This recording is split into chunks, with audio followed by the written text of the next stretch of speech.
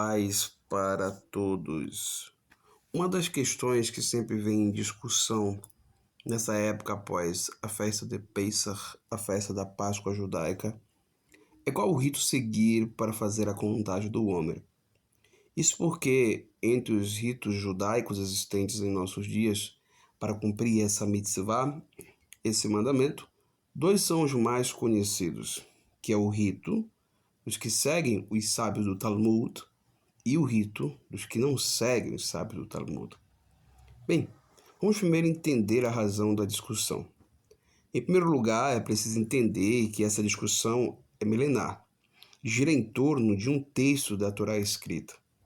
Sem ele, todos os outros textos da Torá, que falam da próxima festividade do calendário judaico, que é a festa de Shavuot, deixam claro que essa festa tem uma ligação intrínseca com a festa de Pesach, com a festa da Páscoa judaica. E por isso essa festa sempre é citada após a Pesach, a Páscoa judaica. Tal como acontece nesse texto, que é o seguinte, vejamos. Sefer Vaikra, Levítico 23, versículo 11, 15 e 16. E falou Hashem a Moshe, dizendo: Fale aos filhos de Israel e diga para eles: Quando vierdes à terra que vos dou e cortardes sua ceifa, trareis ao Kohen, ao sacerdote hebreu, um homer das primícias da vossa ceifa. O Kohen, o sacerdote hebreu, movimentará o homer diante do Eterno, para que seja aceito em vosso favor. Imediatamente após o Shabat, o movimentará.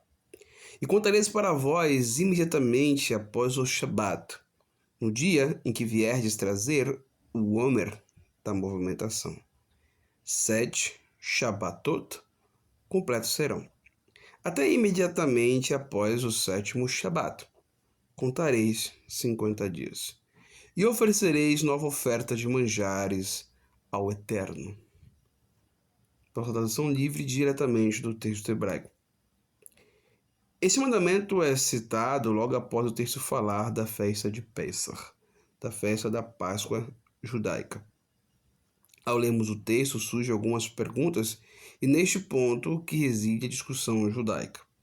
O que seria esse Mimachorat HaShabbat, ou seja, o dia imediato ou o momento imediato após o Shabat? Esse termo Shabat no texto tem mais de um significado?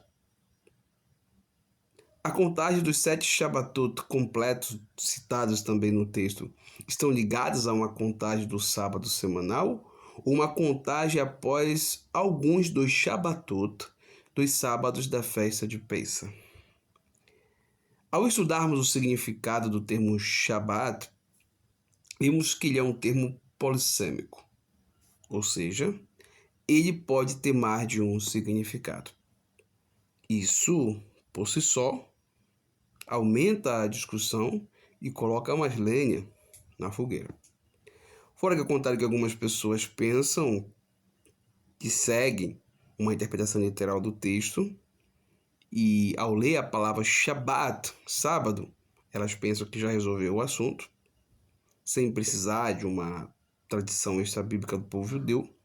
As coisas não são assim tão simples. Pois se quisermos seguir apenas uma interpretação literal do texto, ignorando a interpretação trazida pelos sábios do Talmud, teremos no mínimo aqui 4 possibilidades. É isso que nós percebemos no texto. Ou seja, eu fiz questão de colocar na própria tradução, como está no texto hebraico, Shabbat e Shabbatot, para a gente poder entrar no assunto tal como diz o texto hebraico. Mas ao lermos o texto hebraico, nós vemos 4 possibilidades aqui, portanto, do que significaria o texto aqui, Mimachorat HaShabbat, ou seja, imediatamente após o Shabat. Quais são essas 4 possibilidades? Primeiro, o primeiro Shabat, a primeira possibilidade de Shabat, seria o dia da festa de Pesach, porque Pesach, que é citado no texto, a festa da Páscoa, é um tipo de Shabat, Por isso ele é descrito como um dia de santa convocação e de abstenção de trabalho criativo.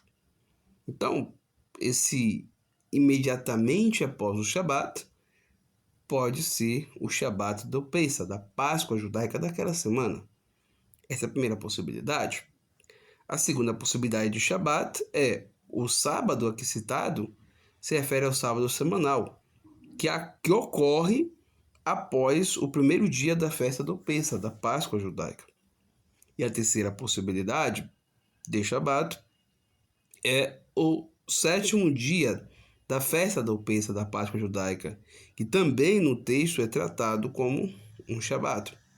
E por isso, nós vemos claramente no texto que ele é um dia de santa convocação e de abstenção de trabalho.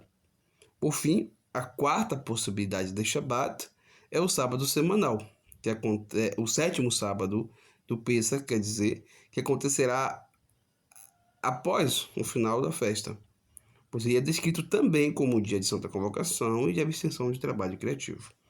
Ou seja, só aqui nós temos 4 possibilidades de Shabat, e todos os 4 são Shabat.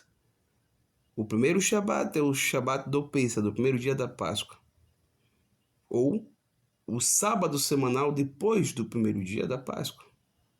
É a segunda possibilidade.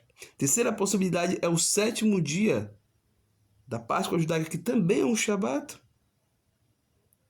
Ou a quarta possibilidade, o Shabat, o sábado após os 7 dias de Pesach.